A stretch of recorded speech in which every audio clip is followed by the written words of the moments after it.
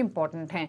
SEBI insider trading के नियम और सख्त करने की तैयारी कर रहा है। साथ ही सेबी चाहती है कि म्यूचुअल फंड्स में निवेशकों का खर्च घटे। इन्हीं वजह से सेबी ने कंसल्टेशन पेपर जारी किए हैं जिसमें म्यूचुअल फंड्स के टोटल एक्सपेंस रेशियो को कम करने का सुझाव दिया है। इसी खबर पर और डिटेल्स के साथ यतिन मोता हमारे साथ मौजूद है। यतिन, म्यूचुअल फंड्स की जो फीस है उस पर कंसल्टेशन पेपर में क्या कहा गया है, क्या डिटेल्स है?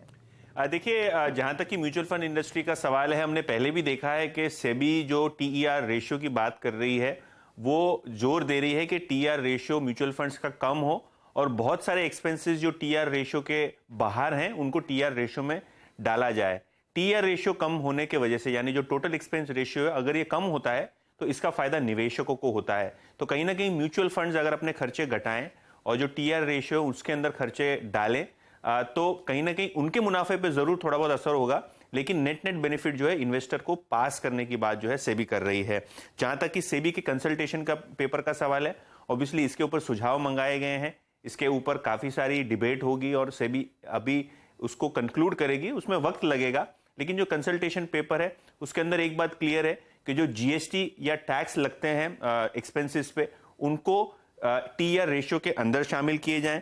इसके अलावा जो ऑल ट्रांजैक्शन रिलेटेड चार्ज हैं, ब्रोकरेज चार्जेस हैं, वो भी टीआर रेशियो के अंदर इंक्लूड करें। लिमिटेड मेंबरशिप जो है एक्सचेंजेस की एएमसीज ले सकें, उसके लिए भी सेबी प्रावधान कर रही है। तो यहाँ जो है अगर ब्रोकरेज आपको ज़्यादा लगती है तो आप डायरेक्टली भी जो है एक्सचेंज के थ्रू सौदा कर सकते हैं, ऐसा भी प्रावधान सेबी ने किया जिससे खर्च म्यूचुअल फंड का कम हो। इसके अलावा जो एग्जिट लोड था पहले, वहां भी थोड़ी बहुत कैपिंग की गई है 5 बेसिस पॉइंट्स की, जिसके कारण जो निवेशक को एग्जिट लोड देना पड़ता था, जो चार्जेस देने पड़ते थे, वो भी अब सीमित चार्जेस ही देने पड़ेंगे। इसके अलावा जो वुमेन इन्वेस्टर्स हैं उनकी अगर ऑनबोर्डिंग कराई जाए म्यूचुअल फंड्स में तो यहां इंसेंटिवाइज उसको किया जाएगा, ये भी सेबी ने अपने कंसल्टेशन पेपर में लिखा है। इसके अलावा जो टीआर रेशियो है उसके बाहर अगर आपको परफॉर्मेंस बेस्ड एक्सपेंसेस अगर डालने हैं तो वो आप डाल सकते हैं। इसका मतलब ये है कि एक थ्रेशोल्ड के बाद अगर इन्वेस्टर्स को रिटर्न एएमसी कंपनी देती है तो वो रिटर्न पे थोड़ा बहुत कमीशन या थोड़ा बहुत शेयरिंग एएमसी कंपनी कर सकती है, जिसके कारण एएमसी की प्रॉफिटेबिलिटी थोड़ी इंप्रूव हो जाए।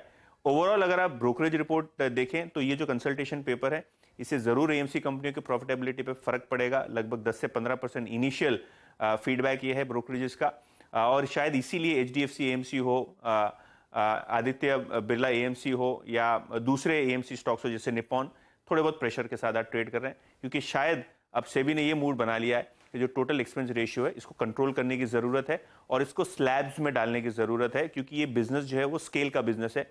तो जितना एयूएम आपका ज्यादा होगा वैसे ही आपका टीआर रेशियो भी कम करना पड़ेगा। तो कहीं ना कहीं निवेशकों की फायदे की बात है, लेकिन एएमसी को थोड़े बहुत खर्चे कंट्रोल करने पड़ेंगे। ठीक है। अच्छा, एक और जो दूसरी बड़ी खबर है वो है इनसाइडर ट्रेडिंग के नियमों से जुड़ी हुई। यतिन, तो इनसाइडर ट्रेडिंग से जो जुड़े हुए नॉर्म्स है उसमें किस तरीके के बदलाव के सुझाव सेबी ने अपने कंसल्टेशन पेपर्स में दिए हैं? का सवाल है, सेबी जो फ्रंट रनिंग के मामले आ रहे हैं इतने दिनों से, उस पे सेबी को लगता है कि बहुत सारी चीजें कंट्रोल करने की जरूरत है।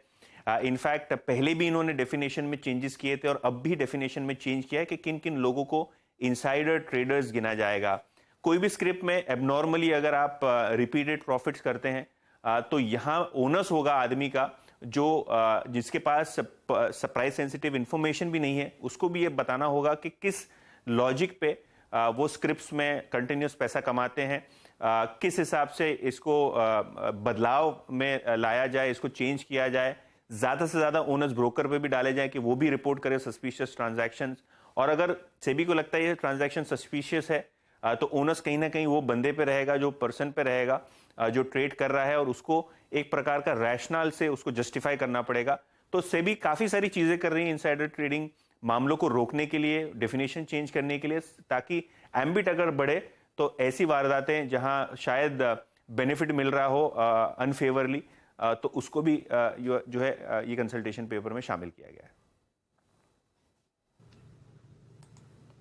ओके, चलिए, शुक्रिया आपका यतिन ये डिटेल्स बताने के लिए। तो दोनों ही इंपॉर्टेंट खबरें, और एएमसीज के लिए भी इंपॉर्टेंट खबर, खर्चे उनको कंट्रोल करने होंगे, नहीं करेंगे तो इम्पैक्ट दिखेगा, लेकिन कंज्यूमर्स के लिए बेटर खबर। चलिए आगे।